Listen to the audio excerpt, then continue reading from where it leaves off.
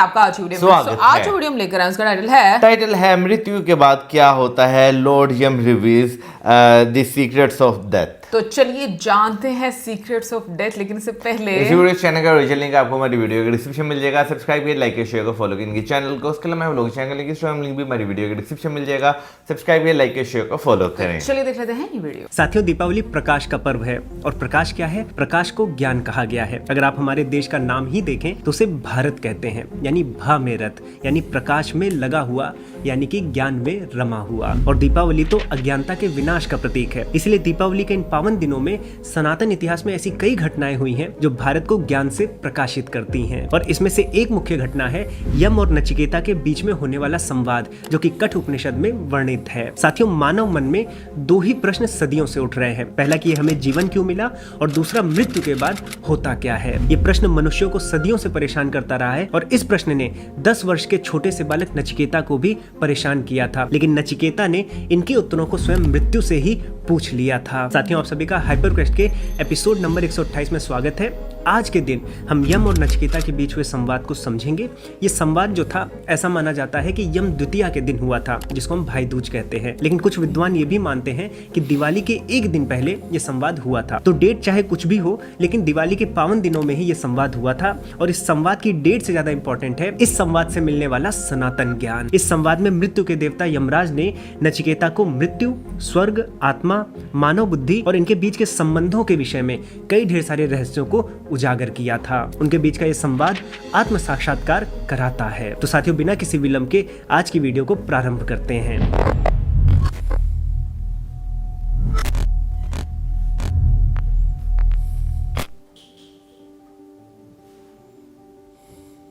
साथियों, आप सभी को दीपावली की हार्दिक शुभकामनाएं। आप सभी लोगों के लिए दो शुभ सूचनाएं हैं। पहला तो ये कि हमारा जो शिक्षण ऐप है, जहां पर हम संस्कृत भाषा को सिखाते हैं, हिंदू दर्शनों और उपनिषदों को सरल भाषा में समझाते हैं, वहां पर प्रत्येक कोर्स पर इस दीपावली पर हम 50% का डिस्काउंट दे रहे हैं। तो इसका आप अवश्य लाभ उठाएं। इस दीपावली पर ज्ञान से अपने जीवन को प्रकाशित करें। दूसरी शुभ सूचना ये है कि इन पावन दिनों में हमने अद्वैत वेदांत दर्शन के कोर्स को भी लॉन्च कर दिया है। हमने अपनी हिंदू दर्शन श्रृंखला में सांख्य दर्शन को, योग दर्शन को, न्याय दर्शन को कंप्लीट कर दिया है। वैशेषिक दर्शन की कक्षाएं चल रही हैं और अब हम आपके लिए लेकर आए हैं अद्वैत वेदांत दर्शन। अद्वैत दर्शन सनातन धर्म का शिरोमणि दर्शन है और ये बहुत शुभ अवसर है आपके अपनी ज्ञान की यात्रा में अद्वैत को भी जोड़ने का। साथियों, कक्षाएं देव दीपावली 15 नवंबर से प्रारंभ होंगी, लेकिन यदि आप 15 नवंबर के पहले इस कोर्स में जुड़ते हैं तो हमारी टीम आपको 50% का डिस्काउंट भी देगी। इस कोर्स में मैं दृग्दृश्य विवेक, जो कि अद्वैत का एक प्रमुख सार गर्भित ग्रंथ है, उसके सभी 46 श्लोकों की सरल, स्पष्ट, आधुनिक विज्ञान के दृष्टिकोण से व्याख्या करूंगा, जिससे आप अद्वैत के सिद्धांतों को अपने जीवन में व्यवहारिक स्तर पर उतार पाएं। तो साथियों, इस कोर्स की डिटेल्स के लिए और एनरोल करने के लिए जो लिंक है वो नीचे डिस्क्रिप्शन बॉक्स और कमेंट सेक्शन में दी गई है। आप इस पावन अवसर पर अवश्य जुड़ें। अब साथियों, आइए वीडियो में यमराज और नचिकेता के बीच होने वाले संवाद को समझते हैं। अब साथियों, यम और नचिकेता के बीच का मूल संवाद कठ उपनिषद में वर्णित है, लेकिन ये घटना ऐसी है, ये संवाद ऐसा है कि समय समय पर कठ उपनिषद के अलावा भी बहुत ढेर सारे ग्रंथों में इसका वर्णन मिलता है। जैसे कि तैत्तिरीय ब्राह्मण में भी इसका वर्णन है।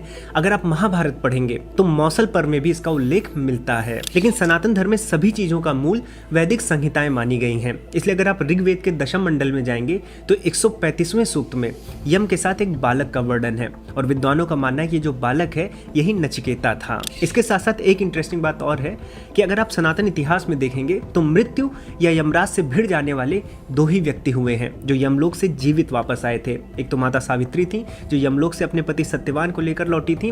दूसरे थे नचिकेता, जो यमलोक जाते हैं, वहां पर ज्ञान को अर्जित करते हैं और वापस आते हैं। अब साथियों, नचिकेता यमलोक पहुंचे कैसे, आइए इसके विषय में जानते हैं। साथियों, नचिकेता ऋषि वास्रवस के पुत्र थे। ऋषि वास्रवस को कहीं कहीं पर ऋषि अरुण का पुत्र उद्दालक भी बताया गया है। अब जो नचिकेता थे, ऐसा माना जाता है कि इनकी आयु 10 वर्ष के आसपास की थी। लेकिन नचिकेता बहुत मेधावी और बुद्धिमान थे। उनके पिता जो थे वो जो भी कर्मकांड करते थे, यज्ञ हवन आदि करते थे, उसको नचिकेता बहुत बारीकी से ऑब्जर्व करते थे और अपने पिता के प्रति उनकी पितृभक्ति भी बहुत असीम थी। ऐसे में एक बार ऋषि वास्रवस यानी नचिकेता के पिता एक विश्वजीत यज्ञ कर रहे थे। अब जो व्यक्ति विश्वजीत यज्ञ को करता है उसे अपना सर्वस्व दान देने का संकल्प करना होता है। अब ऐसे में नचिकेता यहाँ पर अपने पिता को ऑब्जर्व करते हैं तो पाते हैं कि उनके पिता विश्वजीत यज्ञ को करते समय जो भी गाय दान में दे रहे हैं वो गाय बहुत बूढ़ी हो चुकी हैं, वो ना तो झुककर पानी पी सकती हैं, ना गर्भ धारण कर सकती हैं, ना ही दूध दे सकती हैं। तो ऐसी गाय जो थी वो किसी के घर भी जाती, किसी दूसरे ब्राह्मण के घर जाती तो केवल दुख ही देती। और यहाँ पर जो ऋषि वास्रवस थे, नचिकेता के पिता, वो जो अच्छी गाय थे वो नचिकेता के नाम पर बचा लेते हैं। वो तो ये बोलते हैं कि ये मेरी गाय नहीं है, ये तो नचिकेता जब बड़ा होगा तो उनकी गाय है। तो जो अच्छी गाय थी घर की उसको नचिकेता के लिए बचा लेते हैं और अपने विश्वजीत यज्ञ के लिए जो खराब गाय थी उनको दान दे रहे होते हैं। और इस बात को नचिकेता नोटिस कर रहे होते हैं कि मेरे पिता जो काम कर रहे हैं उसका उन्हें कभी फल नहीं मिलेगा, ये तो पाखंड है, इसमें कोई महिमा नहीं है। और यहाँ पर नचिकेता अपने पिता के पास जाते हैं और उनको ये बात समझाने के लिए एक बहुत कठिन प्रश्न पूछते हैं। नचिकेता को पता था कि अच्छी गाय नचिकेता के लिए बचाई जा रही हैं, लेकिन नचिकेता को यह भी पता था कि जो विश्वजीत यज्ञ होता है उसमें सर्वस्व दान किया जाता है। तो यहीं पर वो अपने पिता से प्रश्न करते हैं कि जब आपने सर्वस्व दान देने का संकल्प लिया है तो आप मुझे भी दान करेंगे, तो आप मेरे लिए गाय क्यों बचा रहे हैं? और अगर आप मुझे भी दान करेंगे तो आप मुझे किसे दान करेंगे? इस बात को सुनकर ऋषि वास्रवस कुछ नहीं बोलते हैं, इग्नोर कर देते हैं। फिर नचिकेता बोलते हैं कि जब आप अपनी प्रिय संपत्ति को दान करने का संकल्प लिए हैं, मैं तो आपकी सबसे प्रिय वस्तु हूँ, मुझे किसे दान करेंगे? इस बार भी ऋषि वास्रवस कुछ नहीं बोलते हैं और मन ही मन इस बात को इग्नोर कर देते हैं। लेकिन जब तीसरी बार नचिकेता इस प्रश्न को अपने पिता के समक्ष रखते हैं तो ऋषि वास्रवस को क्रोध आ जाता है और वो गुस्से में बोल देते हैं कि मैं तुझे मृत्यु को दान कर दूंगा। यहाँ पर ऋषि वास्रवस आवेश में आकर, क्रोध में आकर ऐसे वचन को कह देते हैं जो कि विश्वजीत यज्ञ में एक संकल्प हो जाता है, जिस पर उनको बहुत ही पश्चाताप और शोक होता है। वो कई बार नचिकेता से अपना शोक व्यक्त करते हैं, लेकिन नचिकेता यहाँ पर कहते हैं कि पिताजी आप शोक मत करें, मुझे पुत्र धर्म को निभाने दे। एक अच्छे पुत्र का यही कर्तव्य है कि जो उसके पिता ने कहा है उसको वो निभाए। यहाँ पर शोकग्रस्त वास्रवस जो होते हैं वो शोक में तो होते हैं, दुख में तो होते ही हैं, लेकिन अपने प्रण और वचन के कारण और अपने पुत्र के पुत्र धर्म के कारण वो नचिकेता को यमराज के पास भेज देते हैं। और यहीं पर यमराज और नचिकेता के बीच होने वाला संवाद नचिकेता के लिए परम ज्ञान सिद्ध होता है। आइए देखते हैं कि यमराज और नचिकेता के बीच क्या संवाद हुआ। साथियों, अब जब नचिकेता यम सदन पहुंचते हैं, यमलोक पहुंचते हैं, तो वहां पर यमराज नहीं होते हैं। यमराज किसी कार्य से बाहर गए होते हैं। तो नचिकेता अपने पिता के पास वापस नहीं आते हैं, वहां अगले 3 रात्रि तक रुकते हैं, भूखे प्यासे बैठे रहते हैं। और जब 3 दिन के बाद यमराज वहां पहुंचते हैं, अपने मंत्रियों से उनको पता चलता है कि एक ब्राह्मण का बच्चा मेरे दरवाजे पर भूखा प्यासा 3 दिनों से बैठा हुआ है, तो वो भागे भागे नचिकेता के पास आते हैं और नचिकेता से क्षमा मांगते हैं। और यहाँ यमराज कहते हैं कि चूंकि आप 3 रात्रि तक उपवास रखे थे, भूखे प्यासे थे, इसलिए मैं आपको 3 वरदान देने वाला हूँ। और फिर वो नचिकेता से पूछते हैं कि आप ही बताइए कि आप वो 3 वरदान क्या चाहते हैं, वो तीनों वरदान मैं आपको दे दूंगा। साथियों, यहाँ पर नचिकेता 3 वरदान की बात सुनते हैं, लेकिन वरदानों से परे उनके मन में अपने पिता का शोक भी चल रहा था कि मेरे पिता कितने शोकग्रस्त हो गए मेरे मात्र एक प्रश्न के कारण। तो अपने पिता के विषय में सोचते हुए वो अपना पहला वर यही मांगते हैं कि हे यमराज, मेरे पिता जो शोकग्रस्त हैं, जिनमें क्रोध का आवेग आ गया था, जिनमें हो सकता है कि मेरे प्रति जो स्नेह रहा हो वो स्नेह थोड़ा कम हो गया हो, तो मैं आपसे यही वरदान मांगता हूँ कि मेरे पिता की परिस्थिति को फिर से सही कर दीजिए। और जब मैं यहाँ से वापस जाऊँ, अगर आप अनुमति देंगे और मैं वहाँ पहुँचूँ, तो मुझे वो पहचान जाए और मुझसे पहले जैसा ही स्नेह रखें। तो यहाँ पर नचिकेता की बात सुनकर यमराज उन्हें पहला वर यही देते हैं कि तुम्हारे पिता की जो मनोस्थिति है वो फिर से सुधर जाएगी और वो वैसे ही हो जाएंगे, और जब तुम वापस लौटोगे तो तुम्हें मृत्यु के मुख से छूटा देखकर वैसे भी प्रसन्न हो जाएंगे। अब यहाँ पर नचिकेता की आप स्थिति अगर देखें तो 10 वर्ष का बालक मात्र है। उसके मन में जो प्रश्न आएंगे या जो वो वरदान मांगने वाला है, उस 10 वर्ष की आयु में जो भी उसने अनुभव किया था, जैसा वो सोचता था, वैसे ही उसके 2 वरदान होने वाले थे। अब चूंकि वो एक ब्राह्मण का पुत्र था तो उसके घर में कर्मकांड आदि होते रहते थे, और प्रत्येक संस्कार में, प्रत्येक कर्मकांड में वो अग्नि को देखता था। चाहे यज्ञ हो, चाहे कोई हवन हो, अग्नि में ही कुछ ना कुछ डाला जाता था और ये बताया जाता था कि अगर हम अच्छे से यज्ञ करेंगे और अग्नि देवता प्रसन्न होंगे तो हमें स्वर्ग मिलेगा। तो नचिकेता के मन में ये बात बैठी हुई थी। तो नचिकेता अपना दूसरा वर यही मांगते हैं कि जिस अग्नि की बात होती है, जिस अग्नि विद्या की बात की जाती है, जो कि स्वर्ग ले जाती है, और उसने ऐसा भी सुना है कि स्वर्ग में भय नहीं होता, कोई भी व्यक्ति वृद्ध नहीं होता और कोई भी किसी भी दुख से ग्रसित नहीं होता, ऐसी अग्नि विद्या के बारे में मुझे बताइए, क्योंकि कोई भी ऐसा मनुष्य नहीं है जिसने मुझे इस अग्नि के बारे में सही ज्ञान दिया हो। अब यहाँ पर अगर आप ध्यान देंगे तो नचिकेता ये भी कह रहे हैं कि स्वर्ग जैसी कोई चीज होती है, ऐसा बताया गया है, वहां पर भय नहीं होता है, कोई दुखी नहीं होता है, कोई वृद्ध नहीं होता। तो ये भी कुछ घटनाएं उसके जीवन में घटी रही होंगी। जैसे कि एक हमें कथा मिलती है जो कि हमें उपनिषद में तो नहीं मिलती, लेकिन इधर उधर मिलती है कि नचिकेता गुरुकुल में जब पढ़ते थे तो दैनिक क्रिया में जब वो गाय चराने जाते थे, तो एक बार गाय को घास चराने जब गए गए तो उनमें से, उन गाय के झुंडों में से एक गाय घास नहीं चर रही थी। जब वो मित्र से पूछते हैं तो मित्र कहता है ये गाय बूढ़ी हो गई है, अब ये झुककर घास नहीं चर पा रही है। लेकिन स्वर्ग कितना अच्छा है, वहां पर कोई बूढ़ा नहीं होता। तो इस प्रकार की बातें सुनकर नचिकेता के मन में ये सब प्रश्न बैठ गए थे। तो उसके मन में स्वर्ग को लेकर एक जिज्ञासा थी। और इस प्रश्न को सुनने के बाद यमराज नचिकेता को यज्ञ के विषय में ज्ञान देते हैं कि यज्ञ कैसे करना चाहिए, किस प्रकार की लकड़ियों को लाना चाहिए, अग्नि कौन सी होनी चाहिए, वेदी कैसी बनानी है, किस प्रकार की ईंटों का उपयोग करना है, आकार कैसा होना चाहिए। ये सब कुछ वो यज्ञ के विषय में बताते हैं और बताते हैं कि यदि इस प्रकार यज्ञ किया जाता है तो स्वर्ग की प्राप्ति होती है। लेकिन यहाँ पर यमराज स्वर्ग के विषय में नहीं बताते हैं, वो पूरी प्रक्रिया बता देते हैं, यज्ञ बता देते हैं, सारी अग्नियों के बारे में बताते हैं, ईंटों के बारे में बताते हैं, ज्यामिति के बारे में बताते हैं। और जब नचिकेता इन सभी को कंठस्थ कर लेता है और उसी प्रकार से यमराज को वापस सुना देता है तो यमराज बहुत प्रसन्न होते हैं और बोलते हैं कि नचिकेता, मैं तुम्हारी बुद्धि से प्रसन्न हुआ हूँ, मैं तुम्हें एक चौथा वर देता हूँ कि आज से जो सबसे शुभ अग्नि होगी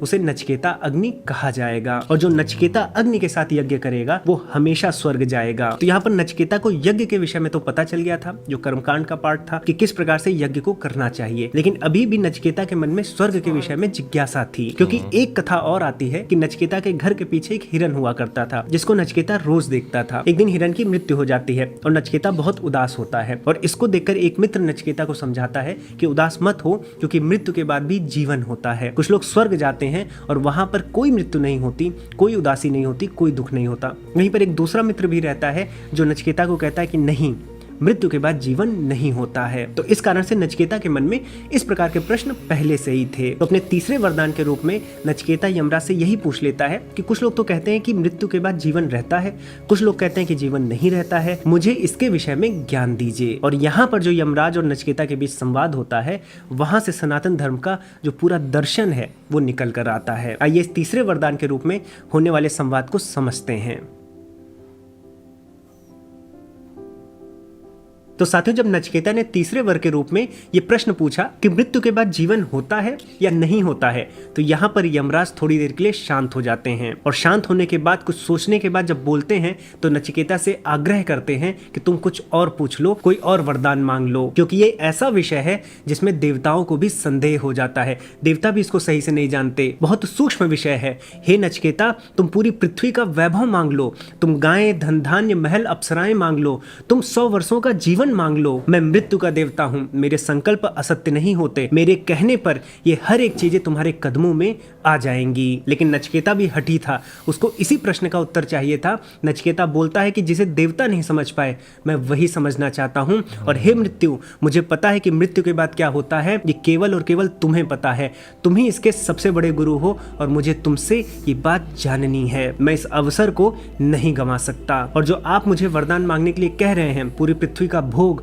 वो मैंने देखा है कि पूरी पृथ्वी पर मनुष्य को कितना भी वैभव मिल गया हो वो संतुष्ट नहीं हुआ है, और आपके ज्ञान से शायद मुझे ऐसी चीज मिलने वाली है जिसके सामने पूरी पृथ्वी का भोग भी छोटा पड़ जाएगा। तो नचिकेता अपने प्रश्न से रत्ती भर भी नहीं हिलते हैं, वो कहते हैं कि यमदेव मेरे प्रश्न का उत्तर करें। अब साथियों, जो प्रश्न था उसका उत्तर कितना भी सूक्ष्म क्यों ना हो, कितना भी कठिन क्यों ना हो, लेकिन ऐसा नहीं था कि यमराज को पता नहीं था, यमराज को बहुत अच्छे से उत्तर पता था। वो केवल और केवल नचिकेता की परीक्षा ले रहे थे कि क्या वो इस ज्ञान के योग्य है भी या नहीं है। लेकिन नचिकेता अपने ज्ञान के बल पर और अपनी इच्छा शक्ति के कारण इस परीक्षा में सफल होता है। यमराज यहाँ नचिकेता को बताते हैं कि प्रत्येक मनुष्य के सामने जितनी भी घटनाएं होती हैं, जितने भी कर्म होते हैं, जितने भी ऑप्शंस आते हैं, सब दो चीजों से मिलकर बने होते हैं, श्रेय और प्रेय से। श्रेय श्रेष्ठ कर्मों को कहा जाता है जिनके फल तुरंत नहीं मिलते, बहुत दूरगामी होते हैं, लेकिन वो लक्ष्यों की तरफ ले जाते हैं। और प्रेय प्रिय कर्मों को कहा जाता है जिनके फल तुरंत मिल जाते हैं, बहुत अच्छा लगता है, लेकिन वो हमें लक्ष्यों से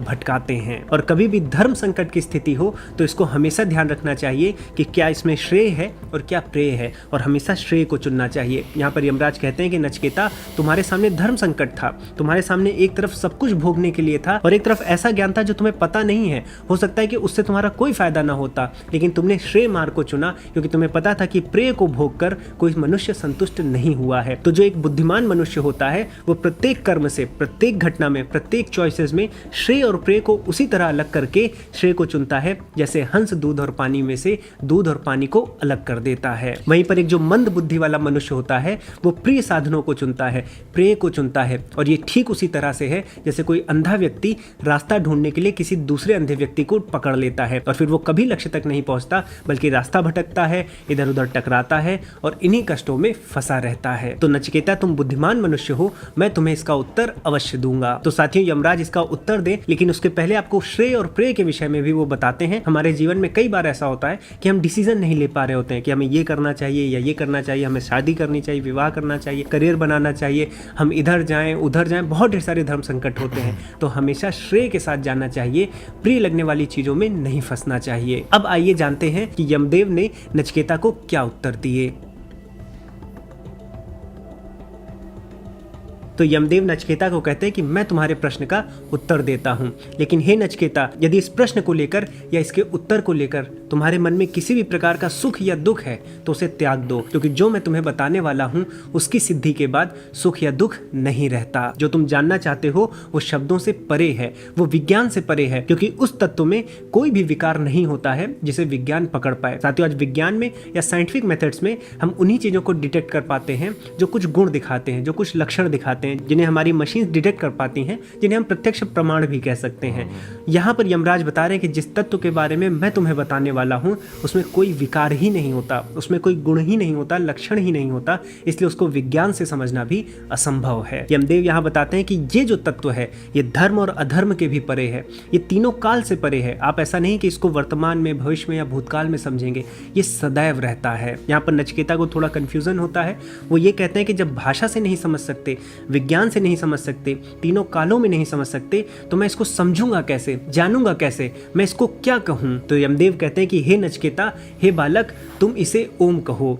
ओम इसका आलंबन है, ओम के ही चिंतन से यह प्राप्त होता है। नचिकेता, जब तुम मरोगे तो तुम्हारा शरीर मरेगा, लेकिन तुम्हारे अंदर का ओम कभी नहीं मरेगा, वो सदैव रहता है। जैसा कि मैंने तुम्हें बताया था, उसको आप भूतकाल, भविष्यकाल, वर्तमान काल में नहीं बांट सकते, वो सदैव रहता है। और ओम के स्तर पर, यानी सत्य के स्तर पर, प्रत्येक घटना हर समय हो रही होती है। हे नचिकेता, तुम हर समय मरते हो, तुम हर समय जीवित होते हो, तुम हर समय मुझसे मिलते हो, तुम हर समय ये प्रश्न करते हो। काल केवल और केवल तुम्हारा भ्रम है। चलो मैं ओम के विषय में तुम्हें और बताता हूं। ओम सूक्ष्म से सूक्ष्म है, अणु है, लेकिन कोई भी दूसरी चीज ऐसी नहीं है जो ओम से भी बड़ी हो। ये पूरा ब्रह्मांड ओम के सामने परमाणु है। तो ओम छोटे से छोटा होते हुए भी बड़े से बड़ा है। ओम शून्य भी है, ओम अनंत भी है। और तुम जहां खड़े हो, तुम्हारे हर एक रोम छिद्र में ओम है। और जहां तक तुम सोच सकते हो, तुम्हारी दृष्टि जा सकती है, तुम्हारा मन जा सकता है, तुम्हारे विचार जा सकते हैं, वहां भी ओम है। ओम तुम्हारे शरीर में रहते हुए शरीर रहित है। ओम नश्वर वस्तुओं में रहते हुए भी नश्वर नहीं है। नचिकेता, इतनी बात सुनने के बाद, ये जानने के बाद कि ओम को समझना बहुत ही कठिन है, लगभग असंभव है, तो फिर नचिकेता पूछते हैं कि ये ओम जिस तत्व को बताता है, फिर उसकी प्राप्ति कैसे होगी? तो यमदेव कहते हैं कि ना कोई प्रवचन, ना कोई उपदेश और ना कोई वेद पाठ तुम्हें ओम समझा सकता है। ओम जब चाहता है, जिस व्यक्ति को चाहता है, उसके सामने अपने स्वरूप को खुद ही खोलता है। ओम को केवल ओम ही समझा सकता है। तुम्हारे अंदर का ओम जिस दिन चाहेगा, उस दिन वो अपने आप को तुम्हारे समक्ष प्रस्तुत कर देगा। और उसके लिए तुम्हें अपने अंदर के ओम को जगाना होगा, उसका निरंतर चिंतन करना होगा। इसके अलावा कोई उपाय नहीं है। तुम अपने अंदर के ओम का चिंतन करो, भजन करो, एक दिन तुम्हारे अंदर का ओम तुम्हारे सामने आएगा, तुम प्रत्यक्ष दर्शन करोगे। तो यहाँ पर नचिकेता का स्वाभाविक प्रश्न था कि इस ओम का चिंतन कैसे किया जाए, उसको कैसे भजा जाए। तो यमदेव यहाँ पर बताते हैं कि जिस समय तुम इस सांसारिक प्रपंच से विमुख हो जाओगे, दूर हो जाओगे, तुम्हारी इंद्रियां शांत हो जाएंगी, तुम स्वतः ही ओम का भजन करने लग जाओगे। और यहाँ पर इस बात को और अच्छे से समझाने के लिए जो ज्ञान यमदेव देते हैं, उससे सनातन धर्म के सांख्य दर्शन का भी जन्म होता है। तो साथियों, यमराज नचिकेता को बताते हैं कि तुम्हारी जो इंद्रियां हैं, जो नाना प्रकार के विषय भोगों में लगी रहती हैं, उनका राजा मन है, वो मन के अधीन है। मन जो चाहता है वो करवाता है। तो अगर तुम्हें एक स्टेप ऊपर जाना है तो मन पर जाओ। फिर अगर मन को देखोगे तो मन अहंकार का दास है। जो अहंकार है वो उसका राजा है, क्योंकि मन को हमेशा लगता है कि वो सब कुछ अपने आप से कर रहा है, अपने लिए कर रहा है। तो मन हमेशा आपके अहंकार के लिए काम करता है। तो अगर एक स्टेप और ऊपर जाना है तो अहंकार पर जाओ। और ये जो अहंकार है वो बुद्धि के अधीन है, क्योंकि बुद्धि ही है तभी कोई ना कोई क्रिया होती रहती है। और इस क्रिया में जो ईगो आता है वो बुद्धि के कारण आता है। इसलिए अगर एक स्टेप और ऊपर जाना है तो बुद्धि पर जाओ। साथियों, यहाँ पर मैं एक स्टेप ऊपर बोल रहा हूँ, ऊपर की बात कर रहा हूँ, लेकिन देखा जाए तो हम एक स्टेप पीछे, यानी कि सूक्ष्मतम स्तर पर जा रहे हैं।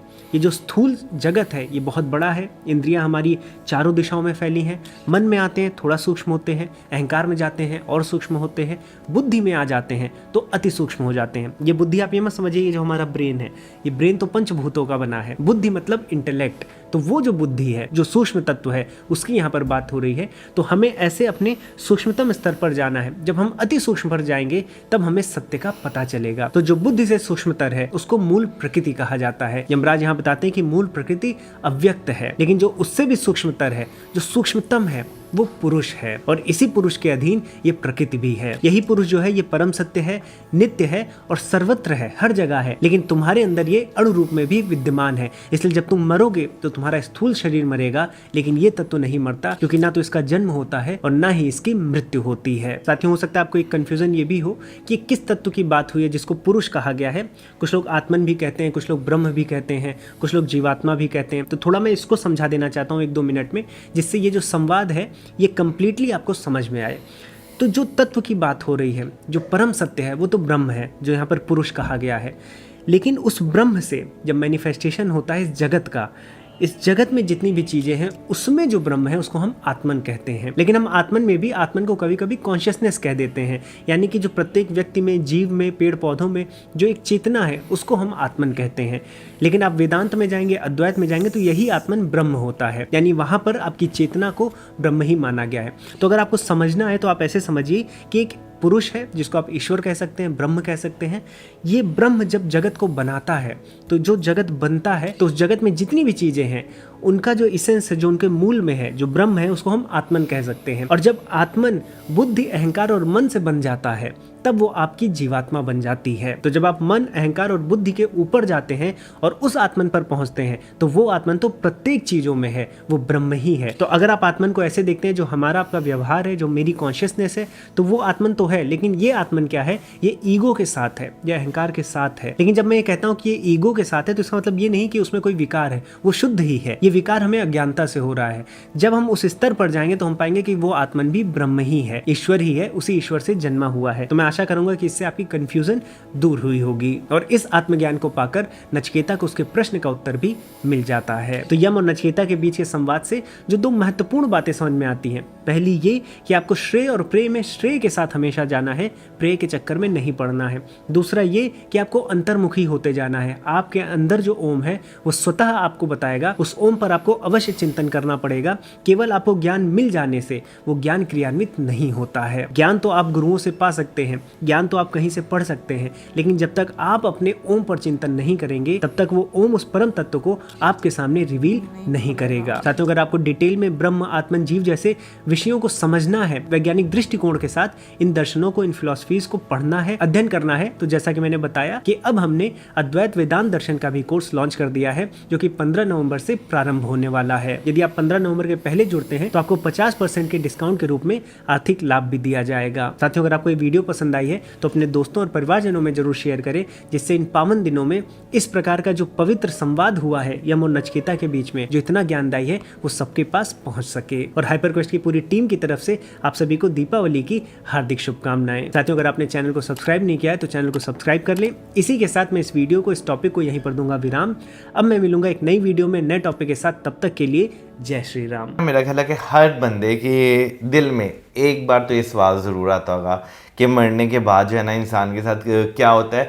क्योंकि मैं ना एक चीज़, मेरा यहाँ पे बहुत ज़्यादा मानना है कि इंसान जो है ना बहुत पावरफुल है, ठीक है ना। लेकिन ये एक पॉइंट ऐसा आ जाता है इंसान की ज़िंदगी में कि यहाँ पे आपने जितना मर्जी पैसा कमाया हो, जितनी मर्जी टेक्नोलॉजी बनाई हो, लेकिन जो मरने वाला टाइम होता है ना, वो एक ऐसा टाइम है यहाँ पे आके ना हर इंसान बेबस है। बेशक जितना मर्जी वो पावरफुल है, लेकिन वो बेबस है। और इवन के मुझे लगता है कि चाहे जितनी मर्जी टेक्नोलॉजी आप देख लो कि आ चुकी है, लेकिन मरने के बाद क्या होता है ये अभी तक कोई डिटेक्ट ही नहीं कर सकती, कोई डिवाइस, कोई चीज़ आपको नहीं पता। हालांकि ये चीज़ें तो मैंने सुना है कि भाई कुछ इस तरह के एक्सपेरिमेंट जो है वो किए जा रहे हैं कि आज कुछ लोग अपने आप को ना टेक्नोलॉजी के जरिए वो अपने आप को वहीं पे रुकवा लेंगे, आज से 50 साल बाद जो है दोबारा से उनको जो है वो जिंदा किया जाएगा। कुछ इस तरह की टेक्नोलॉजी जो है वो लोग इस्तेमाल में ला रहे हैं। लेकिन फिर भी 50 साल बाद आप अगर जिंदा हो जाते हैं, उसके बाद फिर अगर 10 साल 20 साल 30 साल बाद मरना तो है ना, ठीक है ना। तो ये मरने वाला जो एक है ना इंसान की जिंदगी का सेगमेंट, ये मैं कहता हूँ वाकई ऐसा कि यहाँ पे इंसान कुछ नहीं कर सकता। वैसे मैं बोलूँगी कि आज जो हम लोगों ने वीडियो देखी है ना, ये मुझे सनातन फिलॉसफी बहुत डीप लगती है। एंड ऑनेस्टली कुछ पॉइंट्स ऐसे होते हैं जहाँ पर आपको समझना बहुत सारी लेयर्स होती हैं कि आपका दिमाग बहुत ज़्यादा इस्तेमाल होता है और फिर आपको बहुत सारे प्रश्न आते हैं आपके माइंड में और जाकर फिर आपको समझ आती है। अभी जैसे हम लोगों ने यम और नचिकेता की स्टोरी सुनी और उसमें जैसे नचिकेता के क्वेश्चंस थे और वो अपने पिताजी को ऑब्जर्व करते थे।